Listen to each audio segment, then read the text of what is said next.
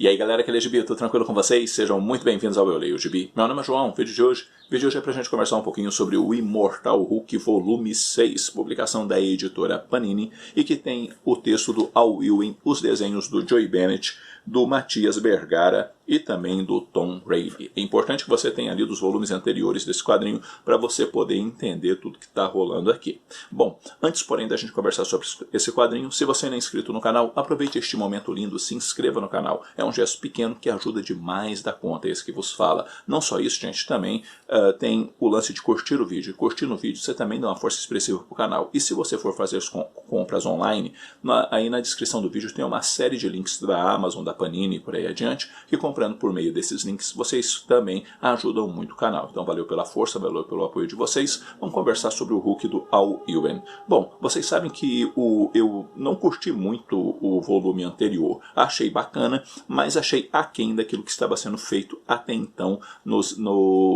na mensal do Golias Esmeralda. Por outro lado, esse volume, a história voltou a melhorar, mas ainda não é tão boa quanto lá no comecinho, sabe?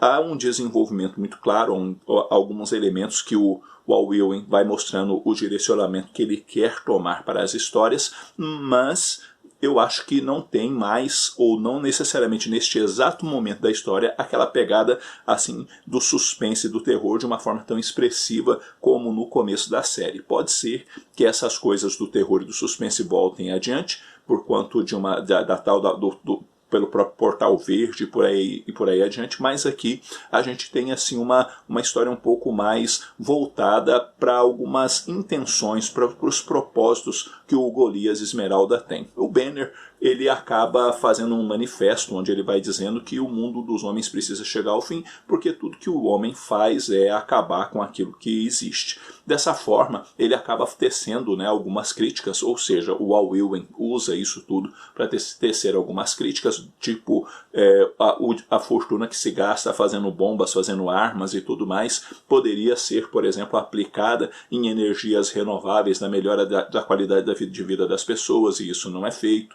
Todo o lance de que o ser humano corre muito mais atrás do lucro do que ajudar o outro, e coisas desse tipo vão sendo colocadas pelo Al Ewing dentro da narrativa, vão sendo colocadas, por exemplo, nos lábios do Banner.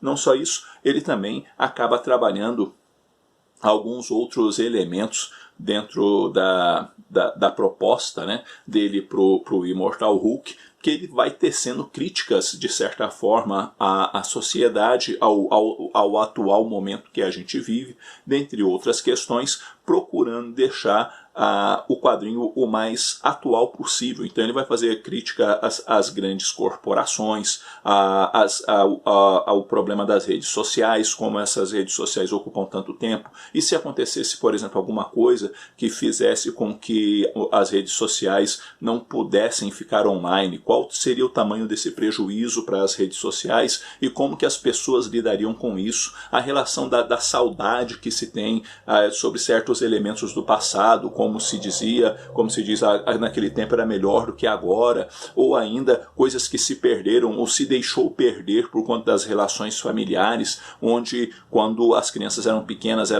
estava tudo bem, quando existia uma certa simplicidade em alguns elementos da vida e que ficou tudo mais complexo com a modernidade e coisas desse tipo que ele vai tocando no assunto dentro da narrativa. Isso não quer dizer que a narrativa inteira não tenha ação, não tenha nada disso. Pelo contrário, chega um momento sim que vai ter ação e ação de qualidade, com monstros e tudo mais, no melhor estilo Lovecraft, e o Hulk e a Tropa Gama e mais a galera que está com o Hulk saindo no palco com esses monstros para poder salvar um determinado local e determinadas pessoas. Mas existe também ali as intenções do Hulk. O Hulk começa atingindo justamente o Minotauro, né?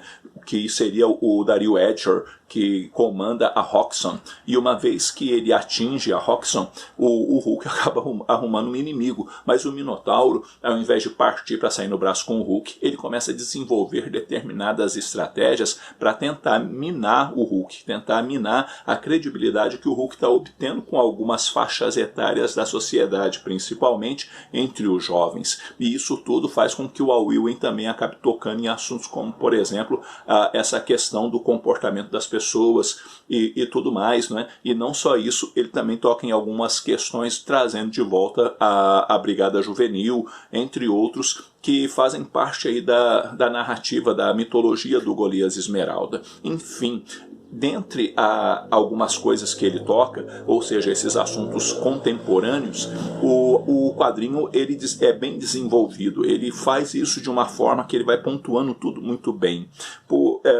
Dentro dos elementos de ação, dentro dos elementos de aventura, ele acaba colocando nos momentos que são necessários dentro da narrativa. Enfim, dentro de uma estrutura possível, o Al Ewing faz um trabalho bem legal. Nem todo momento é tão legal, sabe? Porque tem umas horas que a história fica um pouquinho meio chatinha, justamente por ficar o tempo todo tocando nesses assuntos e, consequentemente, não se desenvolver ou não ter aquela questão que a própria história do Hulk acaba chamando a atenção, que é aquela necessidade que a gente tem de ver o Hulk esmagando. Ele vai estar esmagando, mas bem lá para frente. Isso tudo é complicado. A boa notícia é que o Hulk parou de morrer um pouco, né? Porque era um tal de morre aqui, morre ali, morre aqui, morre acolá. E a gente vai vendo também algumas coisas que o Al Ewing vai tocando na história que dizem respeito às questões do Banner e dos Hulks, né? Ou seja, o Cicatriz Verde e o próprio Professor Hulk, que são versões aí mais heróicas do Hulk, estão meio dormentes. Estão dormentes por quê? Porque o Banner aparentemente quer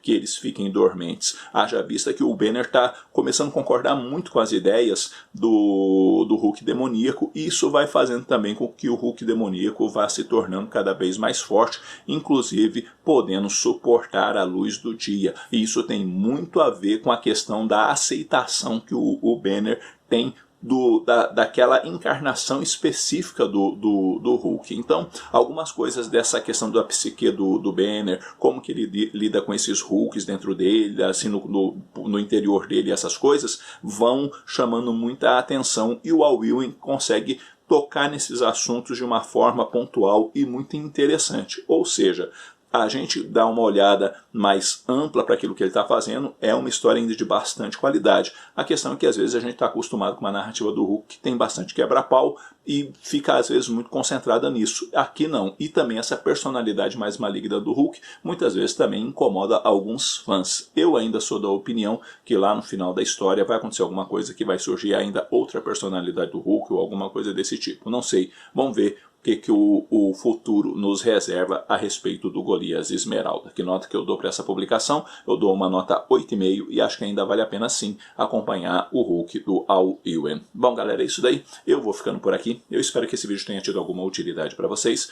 E leu o Imortal Hulk? Gostou, não gostou? O que você está achando dessa nova fase do Hulk? Vamos conversar um pouquinho, porque conversar com vocês é sempre muito bom. No mais, eu vou ficando por aqui. Um abraço forte em todo mundo. Até a próxima.